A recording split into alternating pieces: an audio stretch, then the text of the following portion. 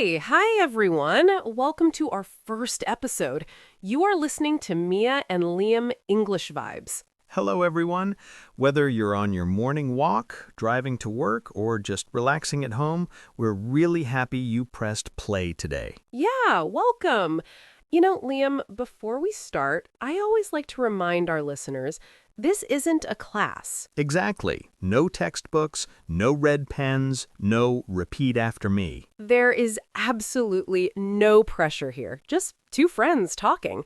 I'm Mia, for those who are new here. I'm the one who asks a lot of questions. Sometimes I overthink things way too much, but I really believe that language is about connection, not perfection. And I'm Liam. I'm usually the one who takes things a bit slower. I like listening, noticing small details. And I've always believed in learning English through real-life experiences, not just studying grammar rules in a dark room. A dark room? That sounds terrible. It feels like that sometimes for students. But yeah, we're both around 40, we've been friends for years, and honestly, we've learned languages the same way most people do, by trying, by making a mess of it. Oh, definitely. By making mistakes, by feeling awkward, and eventually by not giving up. That's why this channel exists, to help you feel English, to hear it in real conversations about real topics, not just the cat is on the table. Exactly. We talk about life, technology, emotions, relationships, fears, dreams, sometimes light, sometimes deep, but always human. So if you are listening right now, you don't have to understand every single word we say. In fact, please don't try to translate everything. Just relax. Let the rhythm of the language come to you. Think of this podcast as a safe place. Put on your headphones, make a coffee, and let English be a small part of your day. This is English Vibes. Let's start the conversation. All right, so Liam, are you ready for our first topic today? It's a big one. I'm ready. What's on your mind? Okay, so let's be brutally honest for a second. A lot of people feel English is hard. And I don't mean just difficult to learn.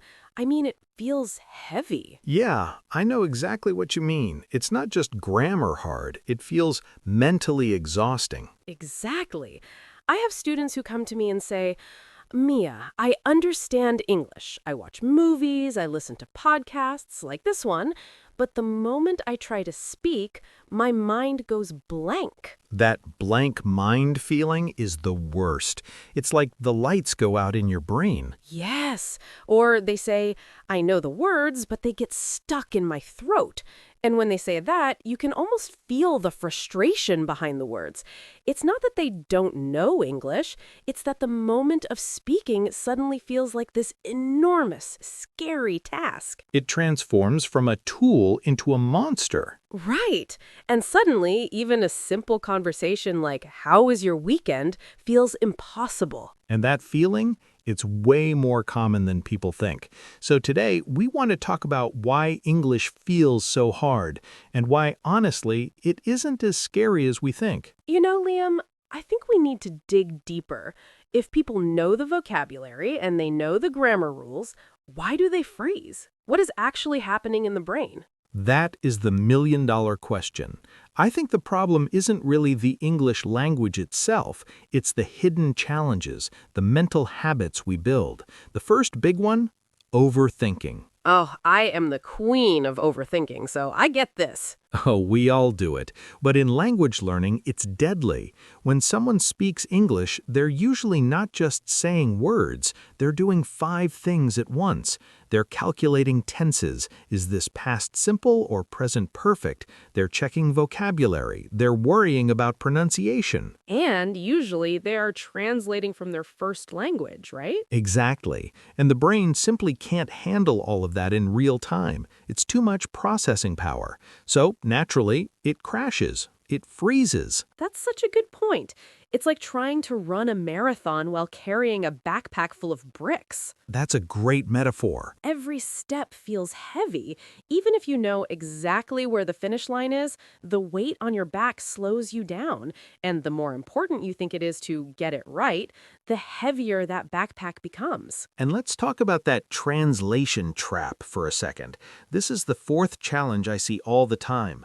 Learners try to think in their first language, let's say Spanish or Persian or Japanese, and then they try to convert every single word into English like a machine. It's exhausting just hearing about it. It is. It's slow, it's unnatural, and it's stressful. It might work on paper when you have 10 minutes to write an email, but in a real conversation, by the time you translate the sentence in your head, the other person has already changed the topic. Yes, and then you feel awkward, so you stay silent. Exactly. And then there's the other enemy, perfectionism. Oh, this is the big one. So many people believe if they don't sound fluent, if they don't sound like a native speaker from New York or London, then they shouldn't speak at all. They think, if I make a mistake, I will sound stupid. Which is crazy, because real communication has never been perfect. Even now, while we're recording this, we're making small mistakes. We interrupt each other, we say and Exactly, but learners judge themselves so harshly. They treat a casual coffee chat like it's a university exam. They aren't just communicating, they're scoring themselves. Oh, that was a bad verb. Oh, my accent was wrong. And that fear of judgment creates a wall. You see English as this mountain you need to climb instead of just a tool to connect with another human being. Right. And when you combine all these things, overthinking, the translation trap, perfectionism, and fear of judgment, you create a recipe for silence. And that is why English feels hard. Not because the verb to be is difficult, but because your brain is fighting a war against itself. Exactly. But I want listeners to know something important. None of these challenges mean you're bad at languages. They're normal. They're human. So, if you are listening right now and nodding your head saying, yes, that's me, don't worry. You're not failing. You're just under a lot of mental pressure. And the good news is, we can fix that. You know, Mia, we just talked about that mountain people feel they have to climb. And I think a huge part of that mountain is this mythical creature called the perfect native. Oh, the perfect native. I've heard of them. Do they actually exist? Exactly. Learners often think that we, as native speakers, walk around with a dictionary in our heads, never making a mistake, never stumbling. But let's be real for a second. Mia, have you ever felt bad at English today? Today? Try 10 minutes ago. Honestly, Liam, just this morning I was trying to tell a story to a friend and I completely forgot the word for colander. You know, the thing you use to drain pasta. Oh, a colander. That's a classic. I stood there like a statue. I was making a gesture with my hands like I was shaking a bowl, saying, the holy bowl thingy. My friend just looked at me and said, "You mean a strainer?" And I felt so silly. See, that's exactly it. If a learner did that, they would think, my English is terrible. I need to study more. But when you do it, it's just life. Exactly. And that's the point. Even though English is my first language, there are moments when my brain just goes on vacation. I have pauses, I restart my sentences 3 times. Sometimes I start a sentence and halfway through I realize I don't know where it's going. I do that all the time. I call it the sentence to nowhere.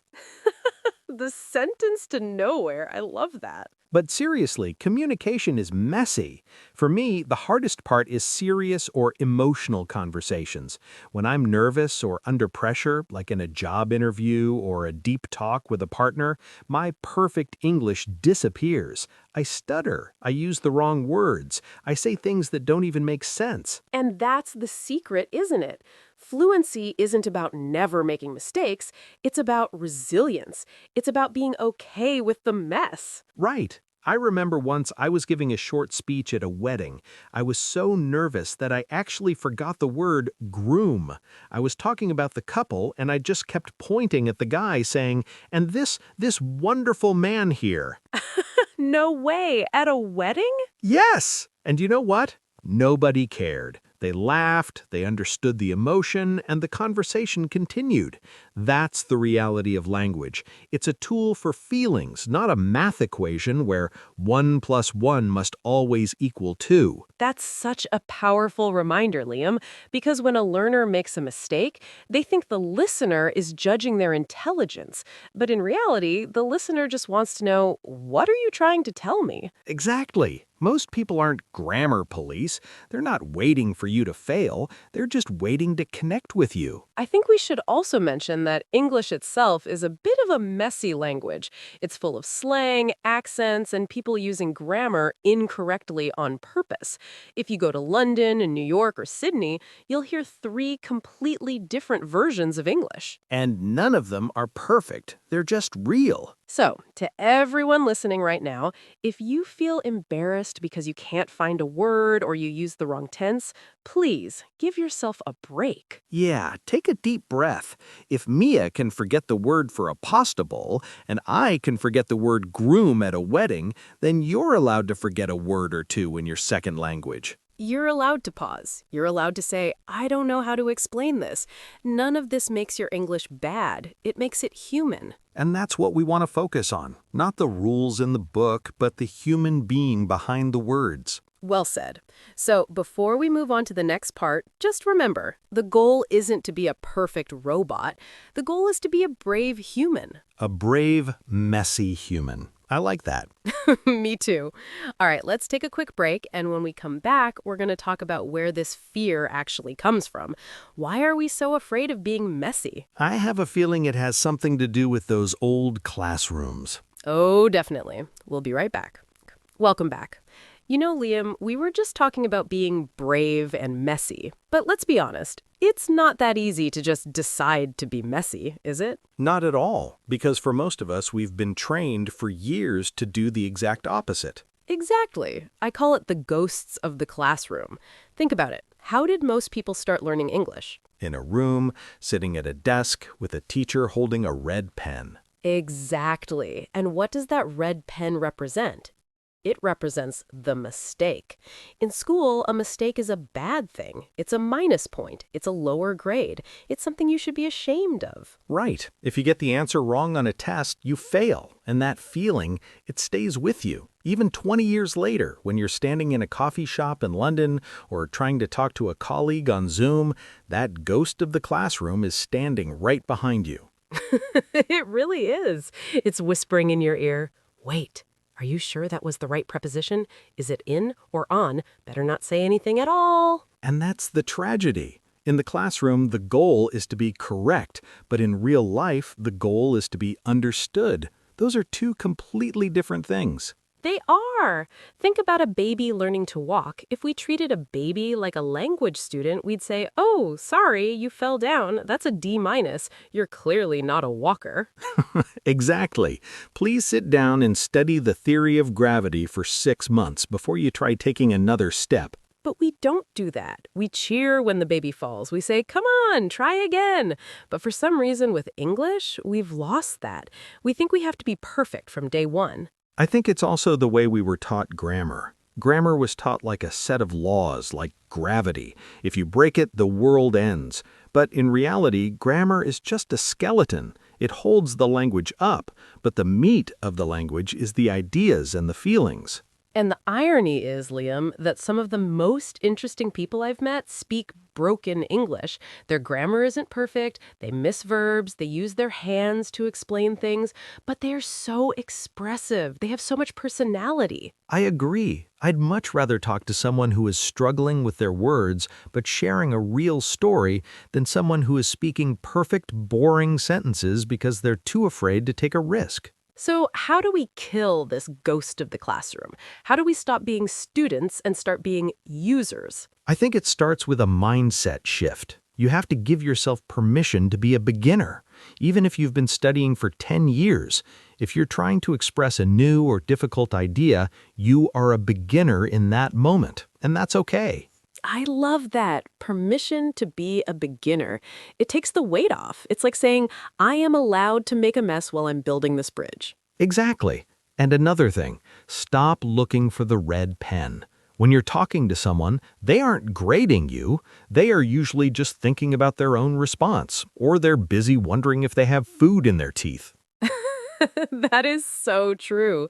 We are all so worried about ourselves that we rarely have time to judge others' grammar. So if you're listening right now, try to remember, the classroom is over. The red pen is gone.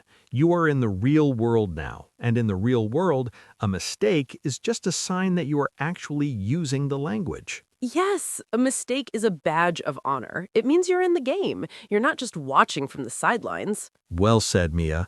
I think it's time we talk about some actual practical ways to handle these moments.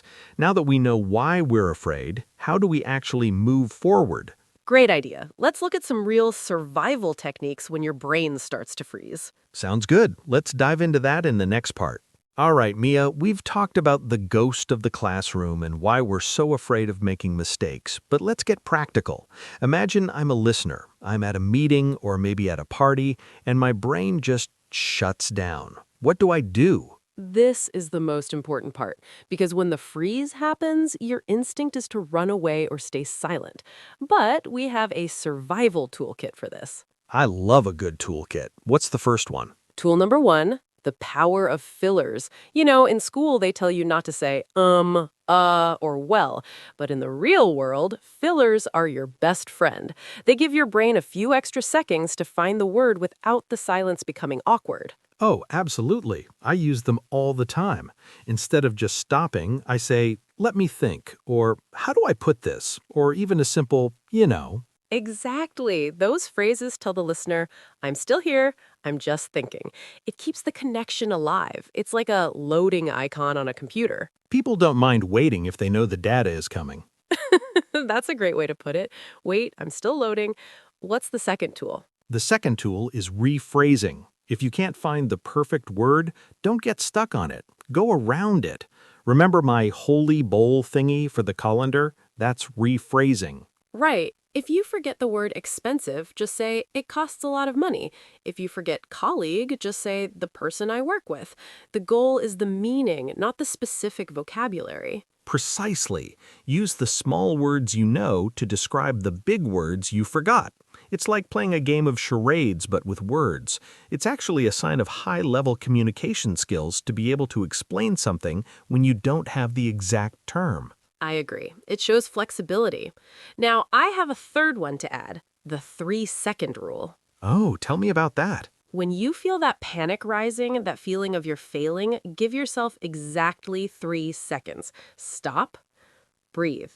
In those 3 seconds, look at the other person. You'll realize they aren't angry or judging you. Usually, they're just waiting patiently. That breath resets your nervous system. That's so true. Panic is the enemy of language. When we panic, the language center in our brain literally starts to close.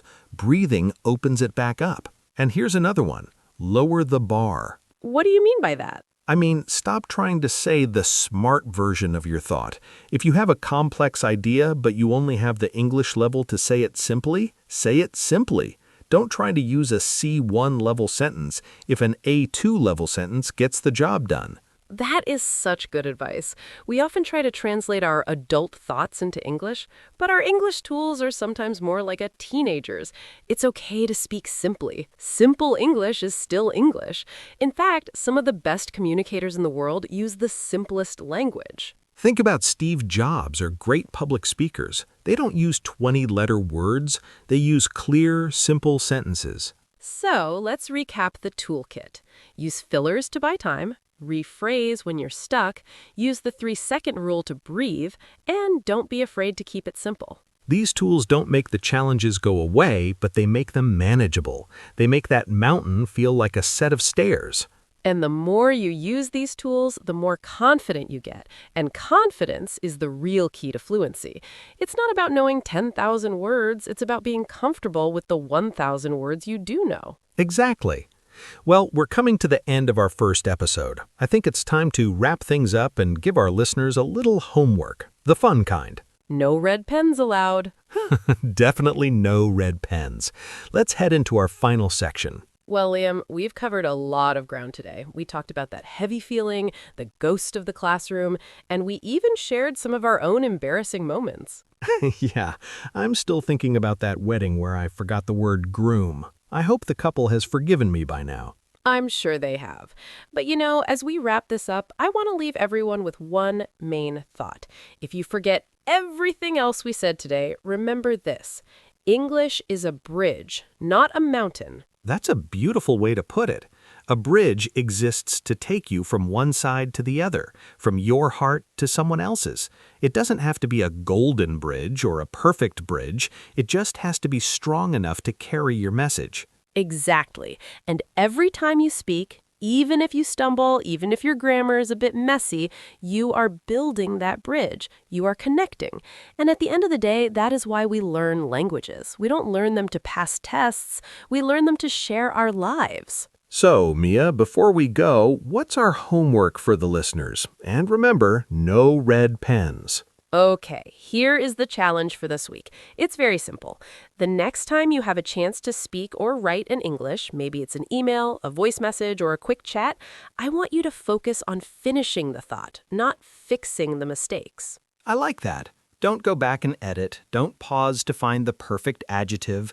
Just get to the end of the sentence. Exactly. Trust the person you are talking to. Trust that they want to understand you.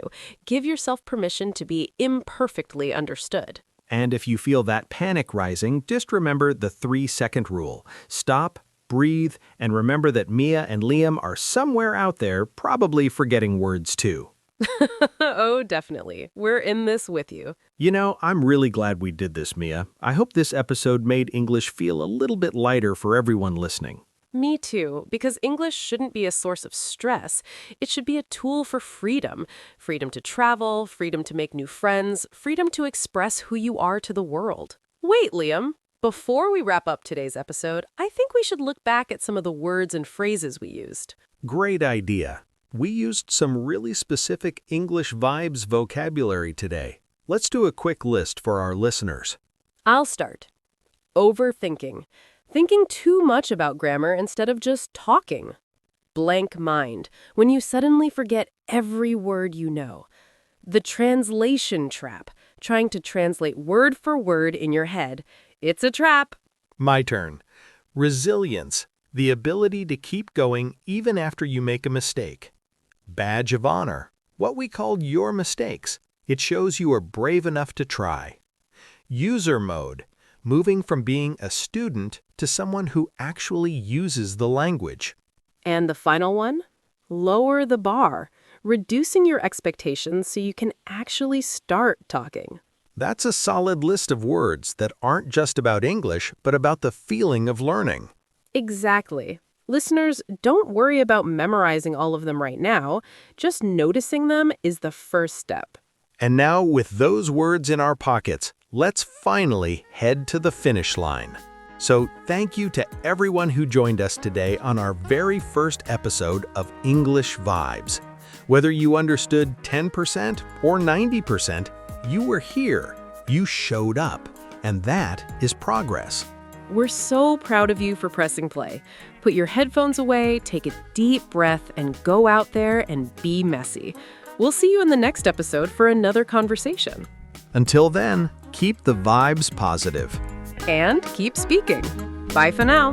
Bye-bye.